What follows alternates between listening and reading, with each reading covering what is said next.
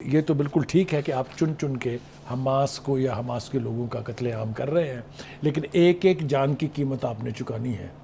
اسرائیلیز جو ہیں ان کو یہ معلوم ہونا چاہیے کہ حماس صرف غزہ میں نہیں بستی، حماس دنیا کے ہر کونے میں ہے جہاں جہاں فلسطینی ہے، اور وہ مسلمان تنظیمات جو سمجھتی ہیں کہ بہت زیادتی ہو رہی ہے فلسطین کے ساتھ، اگر وہ انہوں نے فیصلہ کر لیا بدلہ لینے کا، تو نہ کوئی امریکی، نہ کوئی برطانوی، نہ کوئی اسرائیلی، کوئی یہودی اپنے آپ کو پھر محفوظ نہ سمجھے۔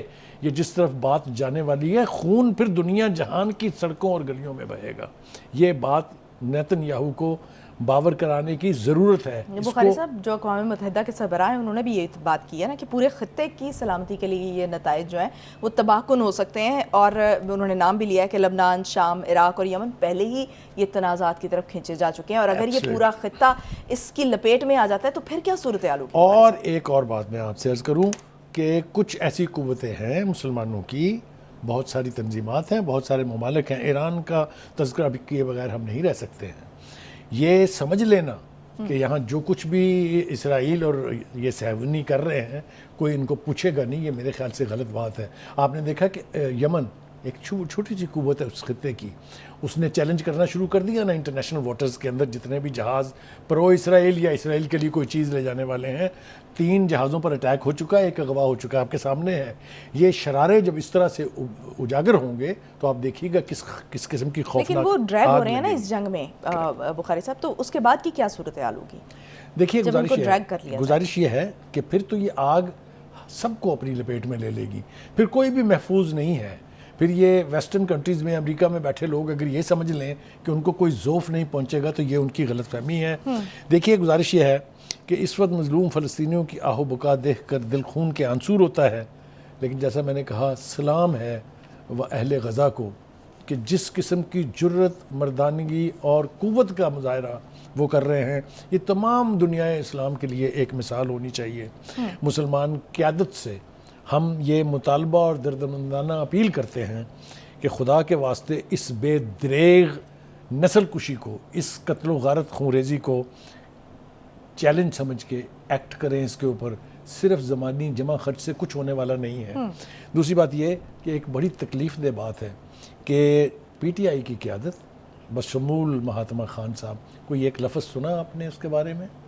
تو پھر میں مولانا فضل الرحمان کا یہ الزام کیوں غور سے نہ سنوں جب وہ یہ کہتا ہے کہ یہودی ایجنٹ تھے؟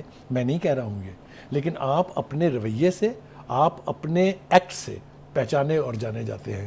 یہ بھی بہت تکلیف دہ بات ہے۔ دوسری بات یہ کہ وہاں کا منظر دیکھ کے آج بھی میں بہت صبح پریشان تھا۔ بخاری صاحب، وہ جو ویڈیوز آئی ہیں فلسطینیوں کو برہنہ کر کے، اسی طرف میں آ رہا ہوں کہ میس گریو کا ہم نے صرف ایک اصطلاح سنی تھی کہ جی وہ گیس چیمبرز میں چلا گیا سیکنڈ ورلڈ وار میں اور میس گریوز بنی۔ ہم اپنی آنکھوں سے دیکھ رہے ہیں کہ ان کے پاس کوئی چارہ ہی نہیں ہے سوائے اس کے کہ وہ اجتماعی طور پر تدفین جو ہے وہ کریں، اور دوسری طرف اسرائیل خود زندہ لوگوں کو زمینوں میں یعنی گڑھوں میں ڈال کے اوپر مٹی ڈال رہا ہے۔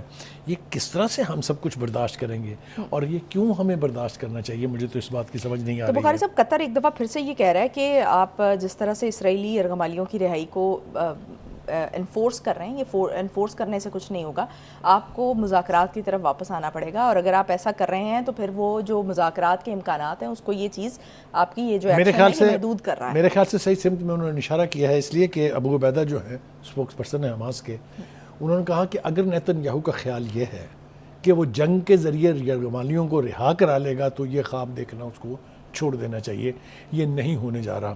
یہ تو شکر یہ ہے کہ ابھی قطر کی وساطت سے، جو ترکی ہے اس کی وساطت سے، ابھی بھی حماس مذاکرات کو رول آؤٹ نہیں کر رہی ہے، لیکن اگر ان کا خیال یہ ہے کہ ان کو سلور پلیٹر پہ رکھ کے یرغمالی دی جائیں گے تو وہ بھول جائیں۔ دوسری بات یہ ہے کہ اب خود اسرائیل کے اندر ایک اور شدت آنے والی ہے، اس لیے کہ اب اسی ابو عبیدہ نے بتایا ہے کہ جو حالیہ بومبنگ ہے خان یونس کے اوپر، اس کے اندر 10 یا 20 کے قریب جو یرغمالی تھے، یعنی جو اسرائیلی لوگ تھے، فوجی تھے، وہ ان کی ہلاکت ہو چکی ہوئی ہے۔ تو اور زیادہ پریشر جو ہے وہ نیتن یاہو کے اوپر آئے گا فرام ود ان۔ دوسری طرف ہم دیکھتے ہیں کہ جو اردوان صاحب ہیں انہوں نے بھی 2 بہت اہم باتیں کی۔ ایک تو انہوں نے یہ کہا کہ نیتن یاہو کا انٹرنیشنل کورٹ آف جسٹس میں جنگی مجرم کے طور پر ٹرائل ہونا چاہیے۔ بالکل ٹھیک بات ہے. یہ مطالبہ پوری مسلم امہ کا ہونا چاہیے, یہ مطالبہ OIC کے فورم سے آنا چاہیے, یہ مطالبہ عرب لیگ کے فورم سے آنا چاہیے, یہ مطالبہ دیگر تمام آرگنائزیشنز جو امریکہ کے انفلوئنس میں نہیں ہیں, چاہے اس میں یہ جو تنظیم ہے شنگھائی تنظیم وہ ہے اور بہت ساری تنظیمیں ہیں, ان کی طرف سے یہ مطالبہ آنا چاہیے کہ Netanyahu should be tried for war crimes, اور اس کی سزا اور جو پتہ ہے جو بھی ہوتی ہے. ایک اور بات میں چلتے چلتے کہتا جاؤں وہ یہ ہے کہ پاکستان کے اندر عوام کی سطح پر جذبات موجود ہیں. اس کو حکومت کی ذمہ داری ہے کہ وہ ان جذبات کا ادراک کرتے ہوئے اس طریقے سے ایکٹ کرے, جیسا کہ ہم نے کشمیر کے حوالے سے کہا کہ صرف زبانی جمع خرچ سے یا ایک بیان دینے سے کچھ نہیں ہوگا. آپ کو سالیڈیرٹی, یکجہتی کا مظاہرہ کرنا ہے. دنیا میں تمام تحریک آزادی جو بھی ہیں, چاہے وہ کشمیر کی ہے چاہے فلسطین کی ہے, ہم جب بات کر رہے تھے پہلے سیگمنٹ میں فلسطین کے بارے میں تو ہم نے کہا تھا بہت ساری چیزیں کامن ہیں. آپ دیکھ لیجئے, آپ جتنا ڈیپلی اس کو غور کریں گے آپ کو پتہ چلے گا کہ دونوں جگہ پر مسلمان جو ہیں وہ خون ریزی, نسل کشی کا شکار ہیں.